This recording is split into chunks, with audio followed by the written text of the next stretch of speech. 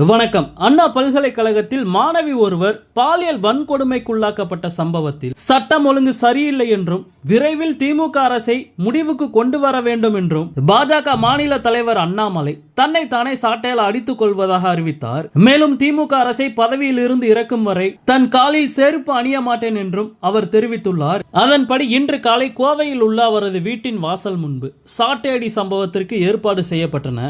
இதற்காக தாம்பு கயிற்றால் செய்யப்பட்ட தடிமனான சாட்டை கொண்டு வரப்பட்டது. ஆனால் கொண்டு வரப்பட்ட சாட்டைக்கு பதிலாக அவர் பருத்தியால் ஆன சாட்டையில் அடித்துக் கொண்டதாக விமர்சனங்கள் எழுந்துள்ளன. தடிமனான சாட்டைக்கு பதிலாக காட்டன் சாட்டையை மாற்றியது யார்? எப்படி மாற்றப்பட்டது? தொண்டர்கள் யாராவது தடிமனான சாட்டையால் அடித்துக் கொண்டால் அண்ணாமலைக்கு காயங்கள் ஏற்படும் என மறுப்பு தெரிவித்ததால் சாட்டை மாற்றப்பட்டதா, அல்லது பாஜக நிர்வாகிகளின் வேண்டுகோளுக்கிணங்க அண்ணாமலை சாட்டையை மாற்ற சம்மதித்தாரா என்ற கேள்விகள் எழுந்துள்ளன.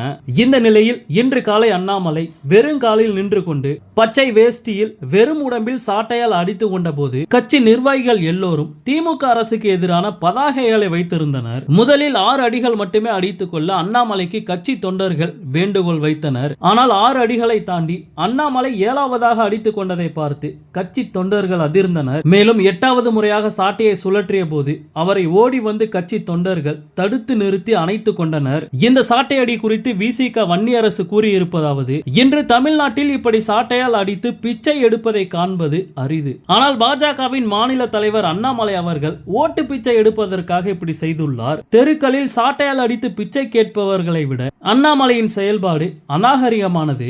இப்படி செய்பவர்கள் மனநிலை பாதிக்கப்பட்டவர்களாக இருக்க வேண்டும், அல்லது கவன ஈர்ப்புக்காக செய்பவர்களாக இருக்க வேண்டும். இதில் அண்ணாமலை என்ன ரகம் என்பதை மக்களே புரிந்து கொள்ளட்டும். அதே போல் திமுக RS பாரதி செய்தியாளர்களை சந்தித்த போது இன்று சாட்டையால் அடித்துக் கொள்ளும் அண்ணாமலை பொள்ளாச்சி பாலியல் சம்பவத்தின் போது எங்கே போனார்? அப்போது ஏன் அண்ணாமலை சாட்டையால் அடித்துக் கொள்ளவில்லை என கேள்வி எழுப்பினார்.